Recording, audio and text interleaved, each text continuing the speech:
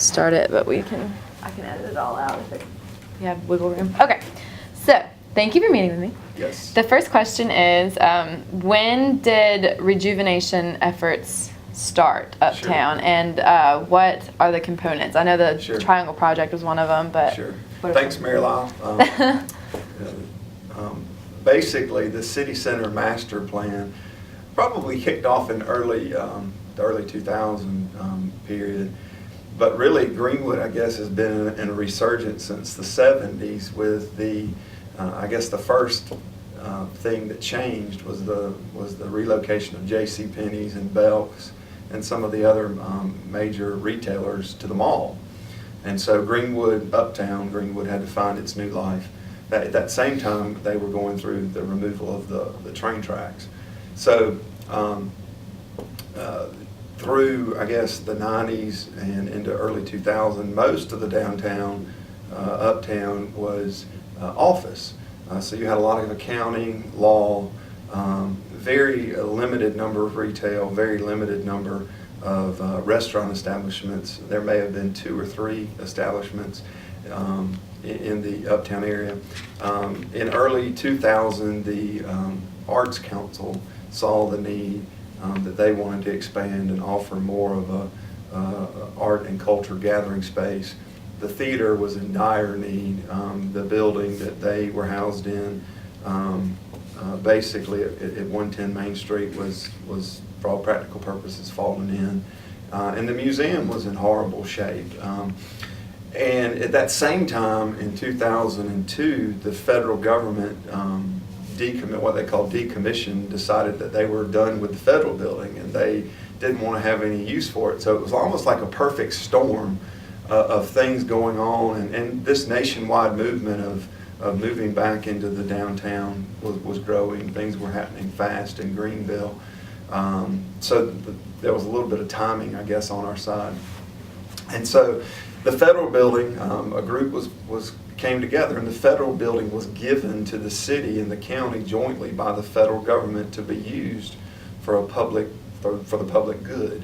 And the Arts Council was very instrumental in putting the flag up and saying, hey, let's make this as our cultural hub. And so today we now have a 25,000 plus square foot multi-purpose cultural arts center, probably that anybody the size or smaller, bigger than Greenwood would be envious of. And so that really kick-started that off. The Sell Family Foundation was instrumental. They gifted about $2 million to renovate the federal building. And so here we are today. And so that was taking off. And so we had that knowledge at the time in early 2002, 2003. Also at that same time, creative people such as John Holloway were investing in the Uptown. John had bought his first building, which is now Sundance Studio on Maxwell Avenue. So really give credit to the Partnership Alliance at that time. The city and the county, it's difficult in local government elected officials because there's such a push not to spend tax dollars. Don't spend tax dollars. And so you've got to find public-private partnerships that help move projects forward. The public can understand them or respect projects better if there's private funding. And so the partnership, which is a public-private partnership here to push projects in the community, said, the timing's probably right that we do a master plan for our downtown or our uptown area. And so in 2004, they funded Arnett Muldrow, which is a consulting firm out of Greenville, to come in and do a master plan. And they talked a lot about anchoring. We needed an anchor project that would be the center, the catalyst. And we use Greenville a lot to compare it because we're all so familiar with Greenville. Greenville's anchors or their catalyst first was the Hyatt Hotel was their first catalyst, and then probably second was the Peace Center. Obviously we don't have that scale, but so we saw the Arts Center is our anchor project, and then revitalizing the 2 adjoining cultural arts venues, the theater and the museum.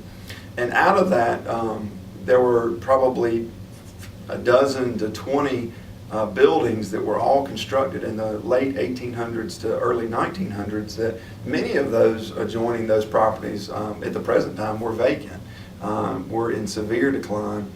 And so it was thought that this hub of activity around the art center, the theater, and the museum would then spur this artistic movement to revitalize those many of those abandoned buildings and get people to express interest in the downtown again. So that process is now ongoing. Now we're into about the 8th or 9th year of that effort. Awesome. That was a great answer. That answered my second one too. I've done this before. I know, which is good. I need that. That's excellent.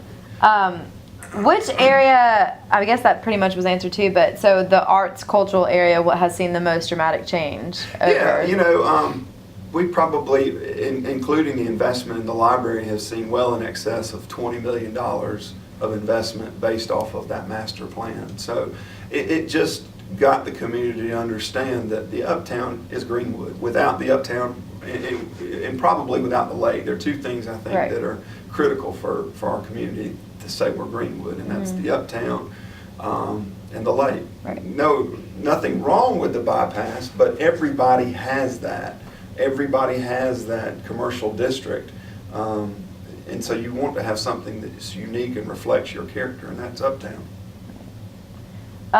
What kind of events draw larger crowds to uptown? Like what kind of events does uptown? Yeah, we've learned there's one simple word that draws people, and that's food.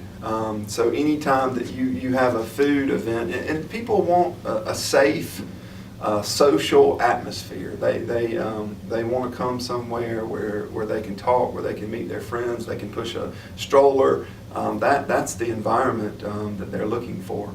And they'll pay for that. Free is not necessarily, free is nice, but it's not necessarily the drawing card. We found that if you put events that they will actually pay high dollars to attend those events. So.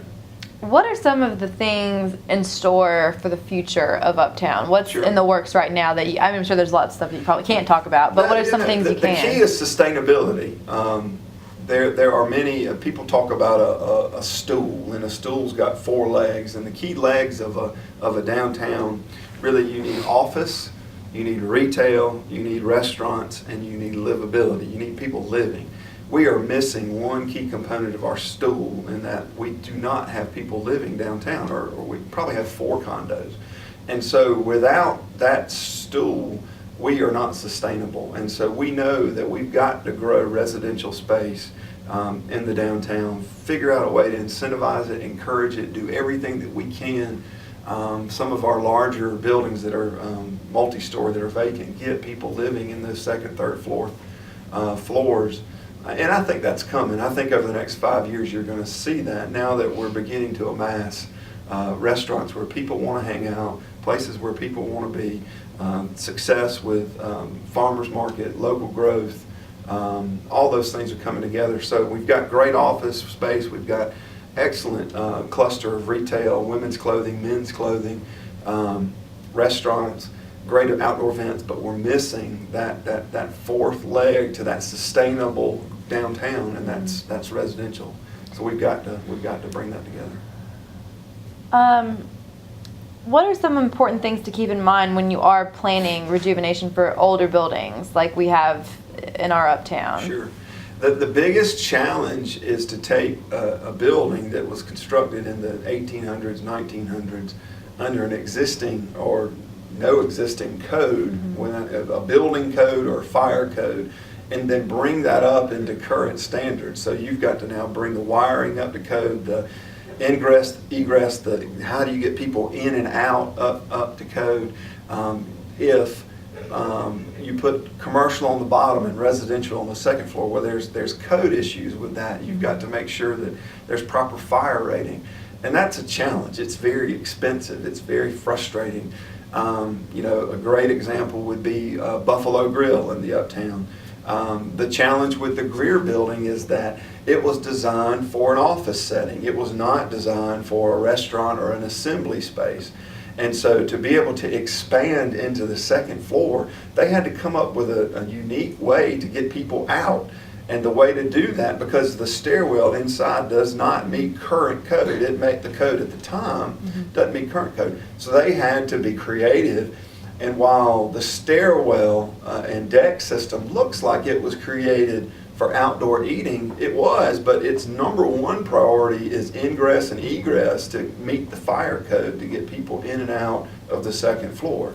So we have to come up with creative ways to make sure that we can be unique and get these investments but meet the code, and it's expensive.